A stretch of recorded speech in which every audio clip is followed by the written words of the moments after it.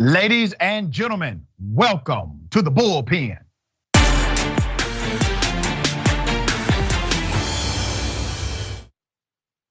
In the Bullpen today, we have Mr. Sean Themea, commentator Young Voices, and Chief of Staff for Young Americans for Liberty. He's been all over the place, Newsmax, OAN, et cetera, et cetera. Good to have you on the show, Sean. How are you? I'm doing great, Dr. Richey. Thanks for having me back. Absolutely, man. Thanks for coming back. Okay. We're going to talk about the all of a sudden about face that conservatives have displayed. They are now for defunding the police, contextualized through the agency known as the FBI. Interesting. I don't want to presume what you know, believe about this newfound dynamic with the conservative party. So if you would, give us your sentiment and I will then opine. Absolutely. Well, I love to see it. And I think that people are justified in distrusting the motives or intentions of the FBI raid of Donald Trump's home. Because if you know your history, you know that the Federal Bureau of Intimidation has been used and abused to crush political dissent and protect the elites since its founding. And defunding and abolishing the FBI, the case for it writes itself. You go back to the founding, World War I, when it was founded, Woodrow Wilson used it to arrest and spy on people who opposed sending troops to Europe. Fast forward a couple decades, the FBI is blackmailing and sabotaging civil rights leaders like Dr. King, Malcolm X, who was even complicit in the murder of Viola Liuzzo, prominent civil rights activist. The Republicans used it in the 80s to spy on hundreds of organizations who opposed the regime change and involvement of the intelligence agencies in Latin America. In the past 2 decades after the Patriot Act, I mean, it's gotten worse than ever. Unprecedented power to wiretap and spy on American citizens without warrants, to put them on no-fly lists, freeze their bank accounts without due process. And now we see it coming to a head where they're going and raiding a former president's home and spying on him during his campaign. That is waking up a lot of people. And the legitimate functions of the FBI really could be done at the state level when it comes to criminal investigations. So my thoughts, and I'm glad to see conservatives see, as Anthony Sabatini would put it, I think we need to gut this agency like a fish and give power back to the people. All right, so let me respond to that. First of all, let me say for the record, I have no love for the FBI. They are the police. I will let them defend themselves. And for black people, we're in a precarious situation because we have feckless state prosecutors who are unwilling to prosecute obvious crimes like the death of Breonna Taylor. And then the DOJ comes in and does what the state agency chose not to do under Republican leadership. And you're right, they put Dr. King under surveillance. They made him enemy number one. And this list goes on to people like Malcolm X and others. So we don't have some kind of cozy relationship with the FBI, black people historically. So I want to make sure I say that for the record. But I do find it interesting, and you must also find it ironic, that we've been telling you all for decades that police agencies, FBI included, need to reprioritize their budgets in order to fix or affix a criminal justice dynamic that's known as what? Public safety. That the goal, the aim should have always been public safety, not policing, not arrest, not simple investigation, but public safety. You all said we were wrong.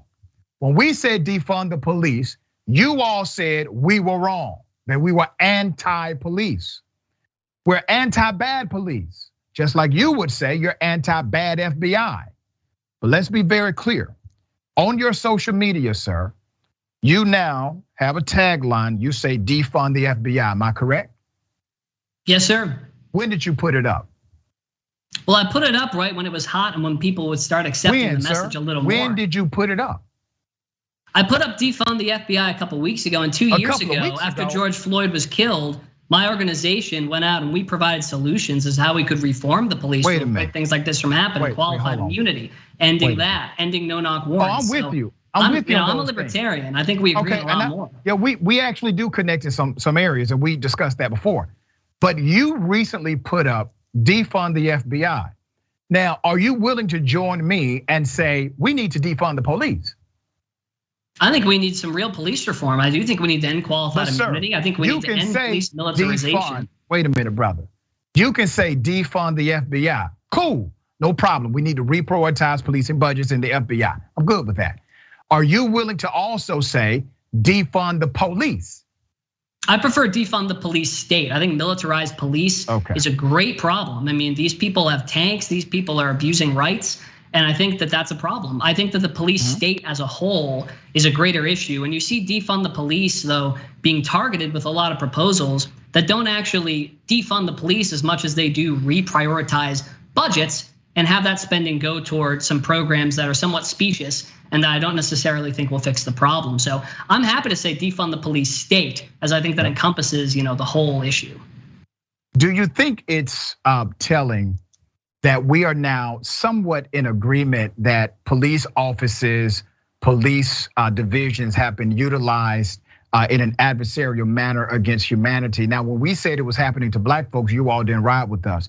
Now, all of a sudden that it happens to one rich, well-connected white man known as Donald Trump, all of a sudden you all start posting defund the police or defund the FBI on your social media. So it took one white man to get raided by the FBI, which likely is a credible raid, in order for you all to realize that when we said black bodies being shot by cops, unarmed black people being killed by the police should warrant a defunding of those police departments and reprioritizing their budgets.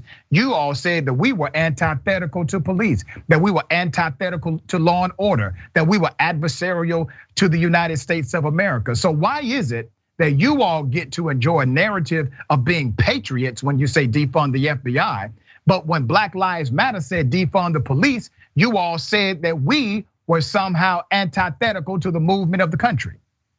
Well, you say this "you all" phrase. I'm not sure this "you all" is. I'm a libertarian. My organization came out strong for ending qualified immunity, for ending no-knock warrants, for making internal matters external. I mean, there is plenty we can do for police reform. And the greater threat, the bigger threat that affects all of us, I think, is the concentration of police military power in DC, as we see from the FBI's history. So, you can talk to Marjorie Taylor Greene about what she thinks, but I'll speak for myself. And Marjorie Taylor Greene and Bernie Sanders' press secretary are in agreement right now about defunding the FBI. And Sean, listen to me, brother. I appreciate you because I think you come from an authentic place. I'm just challenging you because you do rock with some conservative folks on some things here, all right? And the conservative movement, which, libertarians, you all have some significantly conservative tendencies and friends. The conservative movement has now said, we must defund the FBI. Cool, reprioritize the budget, that's fine. But over Donald Trump, so you gotta think about this. One, if the man was holding on to classified information that he did not have any business having, and he was told to turn it over and chose not to, how do we get those documents back? How does the government get those documents back? You tell me. I think we could work with that from a robust police presence at the state level. That's not going to be in the hands of one person in DC. Wait, that's the problem. You're saying the state police should have gone up into Mar-a-Lago? You think DeSantis would have approved that? You think his state director would have approved going into Donald Trump's home and grabbing those classified documents? That's what you believe? We'd have to see. All I know is that we're setting a precedent in 2024 when Trump or DeSantis comes back to wield the FBI against their political opponents. And that's not good. That's a big threat. All right. So listen, man, I do appreciate you coming on the show. I wish we had a little more time. I got to go to the next show. Sure. But always, you come from an authentic place and I appreciate you, brother. Thank you so much for coming. Back at you. Great to be here.